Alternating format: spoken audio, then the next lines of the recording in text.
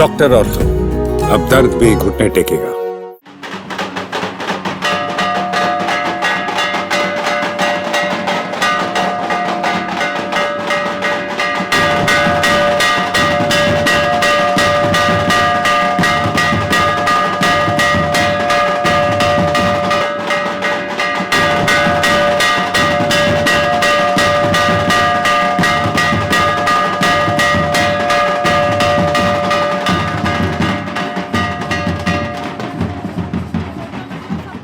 नमस्कार, मैं हूं अंकिता शुक्ला। स्वागत है आपका चैनल फॉर न्यूज इंडिया में। प्रीतमपुरा यहाँ पे 108 कुंडीय महालक्ष्मी यज्ञ का आयोजन किया गया है। यहाँ कई संतों का सम्मेलन भी देखा जा रहा है, तो चलिए यहाँ लोगों से बातचीत करते हैं। 108 कुंडीय महायज्ञ का आयोजन किया गया है, क्या कहना चाहेंगे आप?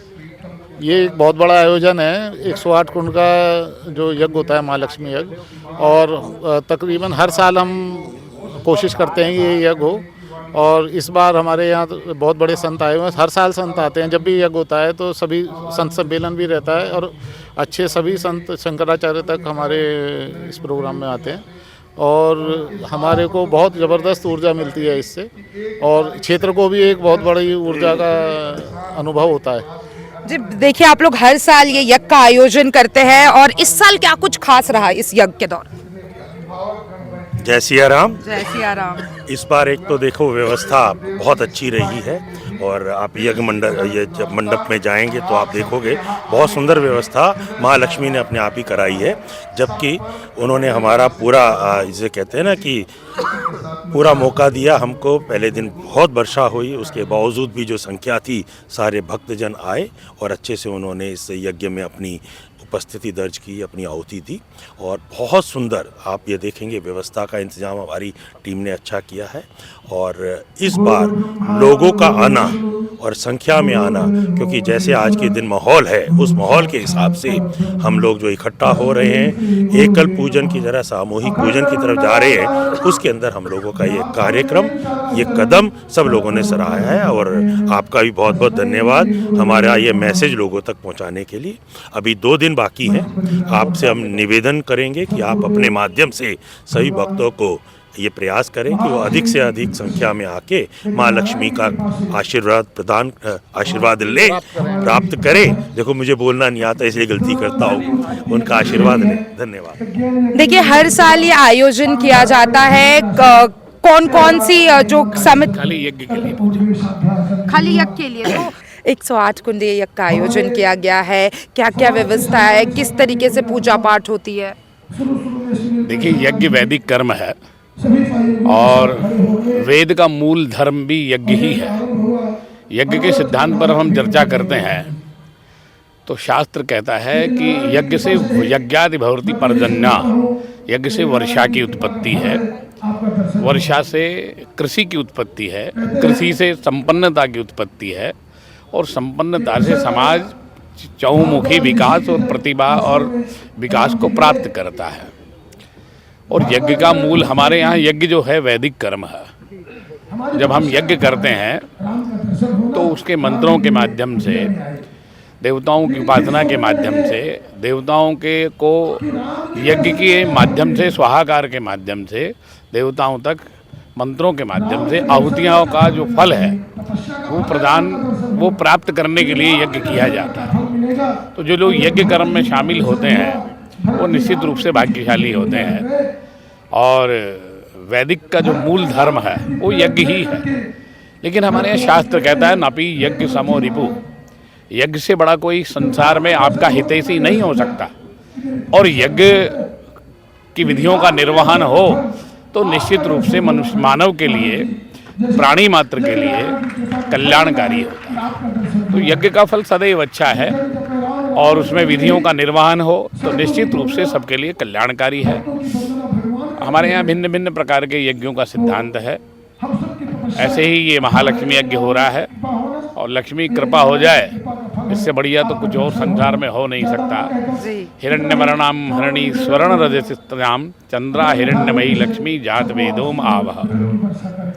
तो यज्ञ के माध्यम से महालक्ष्मी के द्वारा जो आहुतियाँ दी, यज्ञ के माध्यम से, वेद मंत्रों के माध्यम से जो माता महालक्ष्मी की जो आहुतियाँ प्रदान की जा रही हैं वो निश्चित रूप से कल्याणकारी हो, यही मंगल कामना है और यही प्रार्थना। 108 कुंडीय महालक्ष्मी यज्ञ का आयोजन किया गया है। किस तरीके से आयोजन करते हैं और कौन कौन लोग इसमें सम्मिलित होते हैं? नारायणं नमस्कृत्य नरं चैव नरोत्तमं देवीं सरस्वतीं व्यासं ततो जयमुदीरयेत्। नमस्कार। महालक्ष्मी महायज्ञ भारतीय संस्कृति, वैदिक संस्कृति, सनातन संस्कृति, हिंदू संस्कृति में पुरा काल से बड़े बड़े यज्ञ होते आए हैं।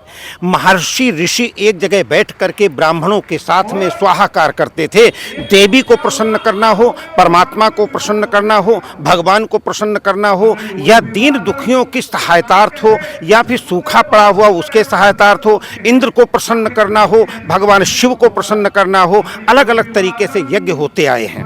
और ये शारदा निकेतन चौक पीतमपुरा, शारदा निकेतन चौक पीतमपुरा में ये सुंदर भव्य यज्ञ का आयोजन किया गया है। आदरणीय चंद्रमणि मिश्र जी जो इसके संयोजक हैं, आदरणीय प्रेम नारायण शर्मा जी और आदरणीय अपना आशीष सिंह जी जो जौनपुर के महाराजा हैं, इन सबके साथ बैठ करके आप देख रहे हैं ना, 108 कुंड बने हुए हैं। इन पे लगभग 250 ब्राह्मण और यजमान बैठ करके स्वाहाकार करते हैं। उसका धूम्र जो उठता है, आपने देखा दूसरे दिन यज्ञ के यहाँ पर वर्षा हो गई थी, ये पूरा यज्ञ कुंड भर गया था, लेकिन इंद्र भगवान को भी ये सोचना पड़ा कि अब सब बंद होना चाहिए। इसीलिए आज 5वां रोज है, कल छठा होगा, परसों 7वां 11 तारीख को। इसीलिए अब कोई विघ्न नहीं, कोई बाधा नहीं, क्योंकि वो भी पहचानते हैं कितनी श्रद्धा है, कितना विश्वास है, कितना कर्म है, कितनी भक्ति है और कितना ज्ञान है।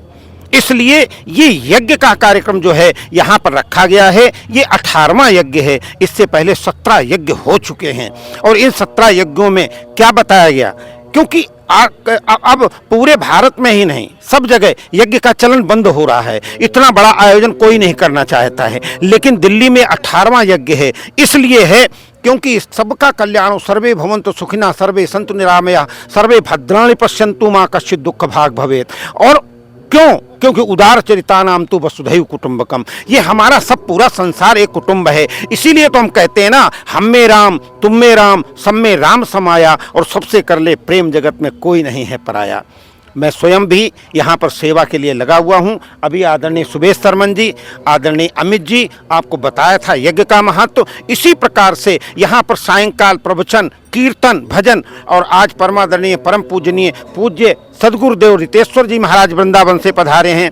आदरणीय राजू भैया जी जो उनके सलाहकार हैं, उनके साथ रहते हैं, द्विवेदी जी, राजू द्विवेदी जी, वो भी पधारे हैं। मैं सबका बहुत बहुत प्रणाम करता हूं और सदगुरुदेव जी का आशीर्वाद सबको मिले, और उस आशीर्वाद से एक ही बात हो, मंगलम भगवान विष्णु, मंगलम गरुणध्वजा, मंगलम पुंडरीकाक्ष, मंगलाय तनो हरि। सभी का मंगल हो। और गुरुजनों, विप्रजनों, वृद्धजनों, माताओं को प्रणाम करते हुए, मातृशक्ति का वंदन करते हुए, सभी मित्रों के लिए मंगल कामना करते हुए, समाज का कल्याण हो, राष्ट्र समृद्धिमान बने, सीमाओं पर रह रहे प्रहरियों की रक्षा हो, धर्म की जय हो, अधर्म का नाश हो, प्राणियों में सद्भावना हो, विश्व का कल्याण हो। तो देखा आपने किस तरीके से इस यज्ञ का आयोजन किया जाता है। 108 कुंडीय महालक्ष्मी यज्ञ का आयोजन किया गया है। अभी भी 2 दिन बाकी। अगर आप भी इस यज्ञ का लाभ उठाना चाहते हैं, यहाँ आके अपना सेवा करना चाहते हैं, तो आप यहाँ जरूर आ सकते हैं। और तमाम ऐसे अपडेट्स के लिए चैनल फॉर न्यूज़ इंडिया के साथ बने रहे। धन्यवाद। डॉक्टर ऑर्थो, अब दर्द भी घुटने टेकेगा।